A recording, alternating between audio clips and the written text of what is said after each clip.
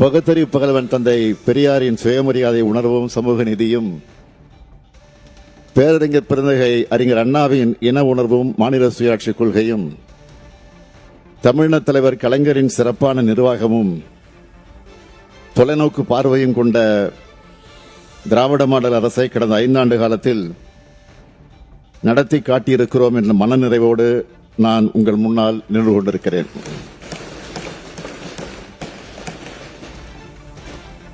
எனக்கு தரப்பட்ட பொறுப்பை மிக சிறப்பாகவே செய்ததாகவே நான் நினைக்கிறேன். வரலாற்று சிறப்புமிக்க இந்த இருக்கையில் எனக்கு முன்னர் அமர்ந்த பலரும் இன்றைக்கு நம்மிடையே இல்லாவிட்டாலும் அவர்கள் அனைவருமே போற்றப்படக்கூடியவர்கள்தான். ஆட்சி சக்கரத்தை உயர்த்தி பிடித்தது மகத்தானது. தலைமை பொறுப்பு உள்ளோருக்கும் பொறுமை, நிதானம், சகிப்புத்தன்மை, கால நேரம் பெறாது உழைத்திடும் பண்பு, தீர்க்கமாக முடிவெடுக்கும் திறன், எதையும் தாங்கும் வல்லமை, எல்லோரிடத்திலும் அன்பு, கருணையோடு இருத்தல், கடமை தவறாமை, ஊக்கத்தோடு செயலாற்றுதல் ஆகிய பண்புகள் நிச்சயம் தேவை. இதனையே நானும் கடைபிடித்திருக்கிறேன். ஆராய்ந்து முடிவெடுக்கும் பண்பு, அந்த முடிவினால் விளையும் பயன், பயன் பெற்றவர்களின் உயர்வு, உயர்வினால் உண்டாகும் வளம், வளத்தினால் விளைந்திடும் இன்பம், இன்பத்தால் கிடைத்திடும் நன்மை, இதுவே நாம் இப்பொழுது காணும் தமிழ்நாட்டின் வளர்ச்சிக்கு அடிப்படை. இந்த நன்மையே மக்களுக்கு நம்பிக்கையை தந்து நாளைய ஆட்சியாளர்களாக எங்களை தொடர செய்யப் போகிறது. இந்த 5 ஆண்டுகளை பெற்ற அனுபவத்தினால் இந்த முத்துவேல் கருணாநிதி ஸ்டாலின் இன்றைக்கு இன்னும் வலிமை பெற்று தமிழ்நாட்டை இன்னும் ஏற்றம் பெற வைக்கும் முடியும் என்ற நம்பிக்கையை நான் பெற்றுள்ளேன். நம்பிக்கையோடு இன்னும் உழைக்க வேண்டும் எனும் ஊக்கத்தையும், எதனையும் எதிர்கொள்ளக்கூடிய வல்லமையும் பெற்றுள்ளேன். தமிழ்நாட்டில் இருக்கக்கூடிய 234 தொகுதிகளையும் என்னுடைய தொகுதிகளாக நினைத்து எங்களுக்கு வாக்களித்தவர்கள், வாக்களிக்காதவர்கள் என பிரித்து பார்க்காமல் நான் செயலாற்றி இருக்கிறேன். இந்த மிகப்பெரிய வாய்ப்பை தந்த தமிழ்நாடு மக்கள் அனைவருக்கும் என்னுடைய மனமார்ந்த நன்றிகளை நான் தெரிவித்துக் கொள்கிறேன். என்னை தேர்ந்தெடுத்து அனுப்பிய குளத்தூர் சட்டமன்ற தொகுதி மக்களுக்கும் என்னுடைய நன்றிகள். 100 ஆண்டை கடந்த பெருமையோடு இயங்கி வருகிறது இந்த பேரவை.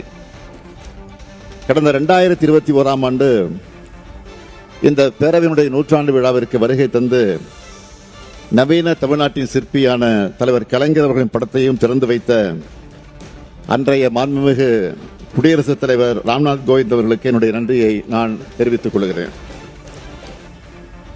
மாண்புமிகு ஆளுநருக்கும் எனக்கும் தனிப்பட்ட முறையில் எந்தவித கருத்து வேறுபாடு கிடையாது. தங்களுடைய சுயமரியாதை எல்முனையளவு சீண்டப்பட்டாலும் அது யாராக இருந்தாலும் எதிர்குரல் கொடுக்கும் திசையில் முதல் நபராக நான் இருப்பேன். தமிழர் பண்பாட்டை மனதில் கொண்டு மாண்புமிகு ஆளுநர் அவர்களுக்கு இந்த நேரத்தில் என்னுடைய நன்றியை நான் தெரிவித்துக் கொள்கிறேன்.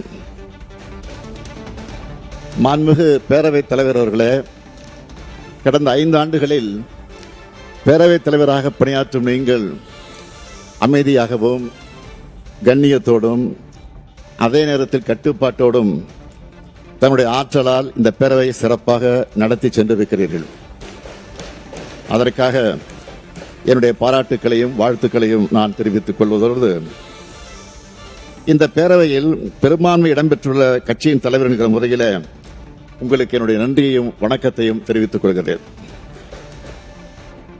தங்களுக்கு துணையாக நின்று பேரவையின் துணைத் தலைமை பொறுப்பை ஏற்று அமைதியாக சிறப்பாக பேரவையை நடத்தும் பேரவை துணைத் தலைவர் அவர்களுக்கும் என்னுடைய பாராட்டுக்கள், நன்றிகள்.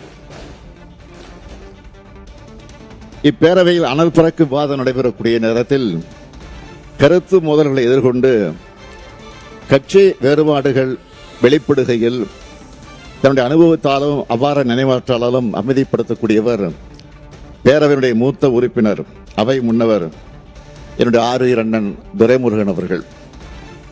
அவர் தற்போது இடுப்பு எலும்பு முறிவு ஏற்பட்டு அறுவை சிகிச்சை செய்து கொண்டு மருத்துவமனையிலே அனுமதிக்கப்பட்டிருக்கிறார். அவர் விரைந்து உடல்நலம் பெற்று வர வேண்டும் என்று விரும்புகிறேன். அவருக்கும் இந்த நேரத்தில் என்னுடைய நன்றிகள். பாராட்டக்கூடிய வகையிலே பணியாற்றும் அரசு தலைமை கொறடா அவர்களுக்கும் என்னுடைய நன்றிகள். மக்கள் பணியானாலும் சரி, வருகின்ற தேர்தல் பணிகளானாலும் சரி, எண்ணில் ஒரு பாதியாய் இயக்கத்தின் வளர்ச்சிக்கும் ஆட்சியின் சிறப்பிற்கும் உறுதுணையாக நிற்கும் மாண்புமிகு துணை முதலமைச்சர் அவர்களுக்கு என்னுடைய பாராட்டுக்கள், நன்றிகள். முக்கியமாக பல்வேறு திட்டங்களை நாங்கள் உருவாக்கினாலும் அவை சிந்தாமல் சிதறாமல் மக்களிடம் சென்றடைவதற்கு முழு ஒத்துழைப்பு நல்கிய அனைத்து மாண்புமிகு அமைச்சர் பெருமக்களுக்கும் என்னுடைய நன்றிகளை தெரிவித்துக் கொள்கிறேன். குறைகளை சொல்பவர்கள் நம் முன்னேற்றத்திற்கு சிறகுகளை தரக்கூடியவர்கள் என்று எண்ணி செயலாற்றக்கூடியவன் நான். அரசுக்கு தக்க யோசனைகளை கூறுவதிலும் குறைகளை சுட்டிக்காட்டுவதிலும் கண்ணியமான முறையை கடைபிடித்து ஒத்துழைப்பு நல்கிய எதிர்க்கட்சி தலைவர் இன்றைக்கு வரவில்லை. இருந்தாலும் அவர்களுக்கும் மற்றும் உள்ள கட்சி தலைவர்களுக்கும் எங்கள் சாதனைகளுக்கெல்லாம் தோளோடு தோல் என்ற தோழமை கட்சி தலைவர்களுக்கும் என்னுடைய நன்றியை நான் தெரிவித்துக் கொள்கிறேன். ஆளுங்கட்சி எதிர்க்கட்சி என்று இல்லாமல் அன்போடும் பாசத்தோடும் என்றென்றும் என்னிடத்திலே உரிமையோடு அன்பு காட்டி வரும் மாண்புமிகு உறுப்பினர் அனைவருக்கும் என்னுடைய நன்றியை நான் தெரிவித்துக் கொள்கிறேன். மாண்புமிகு பேரவைத் தலைவர் அவர்களே, 16வது சட்டமன்ற பேரவைக்கு தேர்ந்தெடுக்கப்பட்ட சட்டமன்ற உறுப்பினரோடு முதலமைச்சர் என்ற முறையில் இணைந்து பணியாற்றும் வாய்ப்பை பெற்றமைக்காக நான் பெருமிதம் அடைகிறேன். இந்த அரசு சிறப்பாக செயல்படுவதற்கு அனைத்து வகைகளிலும் துணை நின்ற தலைமைச் செயலாளர் உள்ளிட்ட அனைத்து துறை செயலாளர்களுக்கும் காவல்துறை அலுவலர்களுக்கும் அடுத்த நிலையில் உள்ள அதிகாரிகளுக்கும் மற்றும் அலுவலர்களுக்கும் என்னுடைய நன்றிகளை நான் உரித்தாக்குகிறேன். ஒவ்வொரு துறையிலும் இருந்து வருகிற கோப்புகளை எனக்கு சமர்ப்பித்து அனுமதி பெற்று அத்திட்டங்களை கண்காணிக்கும் என்னுடைய செயலாளர்களுக்கு என்னுடைய நன்றியை நான் தெரிவித்துக் கொள்கிறேன். இப்பேரவை மிக சிறப்பாக நடைபெற கடந்த 5 ஆண்டுகளாக பாராட்டக்கூடிய வகையில் பணியாற்றும் நம்முடைய பேரவை முதன்மை செயலாளர் அவர்களுக்கும் பேரவையினுடைய அலுவலர்கள் அனைவருக்கும் என்னுடைய நன்றியை நான் தெரிவித்துக் கொள்கிறேன். பேரவையினுடைய செய்திகளை உடனுக்குடன் வெளியிட்டு உறுப்பினரை உற்சாகப்படுத்தி இருக்கக்கூடிய பத்திரிகையாளர்கள், ஊடகத்துறை சார்ந்த நண்பர் அனைவருக்கும் இந்த நேரத்தில் என்னுடைய நன்றியை நான் தெரிவித்துக் கொள்கிறேன். இந்த நேரத்தில் நான் நினைவு கூற வேண்டியவர்கள், இந்த பேரவைக்கு நாம் எல்லோருடன் தேர்ந்தெடுக்கப்பட்டு நம்முடன் பணியாற்றிய மாண்புமிகு உறுப்பினர்கள் 5 பேர் மறைவேதி விட்டார்கள். தம்பி திருமகன் ஈவேரா, விழுப்புரம் திரு புகழேந்தி, சகோதரர் திரு ஈவிகே இளங்கோவன், திரு அமுல் கந்தசாமி, திரு பொன்னுசாமி ஆகியோரையும் இந்த நேரத்தில் நினைவு கூர்ந்து அவர்கள் ஆற்றிய பணிகளுக்காக என்னுடைய நன்றிகளை நான் தெரிவித்துக் கொள்கிறேன். கடந்த 24/1/2026 அன்று இதே பேரவையில் நான் உரையாற்றும் போது குறிப்பிட்டதை இப்பொழுது நினைவு கூறுகிறேன். 2021 ஆண்டு நடைபெற்ற தமிழ்நாடு சட்டமன்ற தேர்தலில் திராவிட முன்னேற்ற கழகம் 6வது முறையாக வெற்றி பெற்ற போது ஒரு பக்கம் மகிழ்ச்சி இருந்தாலும் இன்னொரு பக்கம் எனக்கு கவலையும் இருந்தது. அதை நான் மறைக்க விரும்பவில்லை. இந்த பொறுப்பை நான் எப்படி செய்ய போகிறேன்? வாக்குறுதிகளை நிறைவேற்ற முடியுமா? மக்கள் விரும்பக்கூடிய வகையில் ஆட்சி நடத்த முடியுமா? மக்கள் மகிழ்ச்சி அடையும் வகையில் ஆட்சி நடத்த முடியுமா என்ற கவலைதான் எனக்கு இருந்தது என்று நான் சொல்லியிருந்தேன். முந்தைய அரசுகளின் செயல்பாட்டின் காரணமாக விளைந்த மிக மோசமான பின்னடைவு, நமக்கு ஒத்துழைக்காத ஓரவஞ்சனை செய்யக்கூடிய ஒன்றிய அரசு, ரெண்டுக்கும் இடையிலே தான் நாம் இருந்தோம். நமக்கு பெரும் வெற்றியை தந்து பொறுப்பை ஒப்படைத்த மக்களின் எதிர்பார்ப்புக்கு இடையில் ஆட்சிக்கு வந்தோம். தமிழ்நாட்டில் அனைத்து துறைகளும் எப்பொழுது வளரும் என்ற ஏக்கத்தில் இருந்தவர்களுடைய வாட்டத்தை போக்கி சமச்சீரான வளர்ச்சியை இந்த 5 ஆண்டுகளில் அடைந்திருக்கிறோம். திராவிட மாடல் அரசு தீட்டிய திட்டங்களை, இயற்றிய சட்டங்களை மக்களின் முன் வைத்துள்ளோம். நிதி நிலைமை சீராக இல்லாத நேரத்திலும் அதனை காரணமாக சொல்லி சும்மா இருக்காமல் நிறைய திட்டங்களை செயல்படுத்தி இருக்கிறோம்.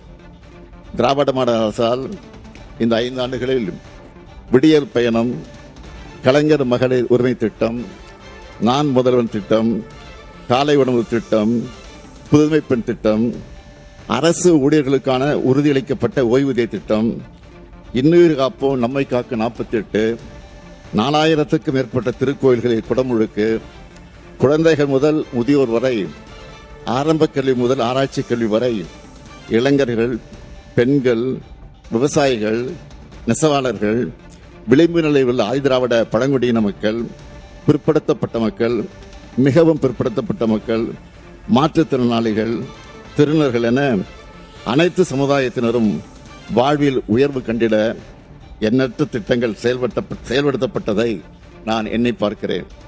இதற்கெல்லாம் நான் மட்டுமா காரணம்? இல்லை, இல்லவே இல்லை. ஒட்டுமொத்த தமிழர்களும் என் கையோடு கை சேர்ந்து எனக்கு ஆக்கத்தையும் ஊக்கத்தையும் வழங்கி பல்வேறு நலத்திட்டங்களை நடைமுறைப்படுத்தக்கூடிய வாய்ப்பையும் வலிமையும் தந்து எனக்கு உதவினார்கள். நான் இந்த 5 ஆண்டு காலத்தில் எனக்கும் என் மனசாட்சிக்கு மட்டுமே கட்டுப்பட்டு உழைத்திருக்கிறேன். இன்னும் உழைக்க காத்திருக்கிறேன். நாளைய தமிழ்நாடு நிச்சயம் நெஞ்சில் தாங்கி நம்மை வரவேற்க நம்பிக்கை எனக்கு இருக்கிறது.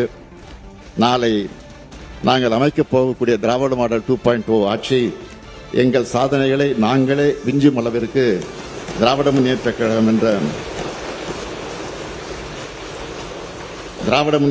என்ற மாபெரும் இயக்கத்தின் தலைவராக அமர வைத்து நான் தமிழ்நாட்டின் முதலமைச்சராக உழைத்த லட்சக்கணக்கான கழக உடன்பிறப்புகள் இருக்கக்கூடிய திசை நோக்கி வணங்கி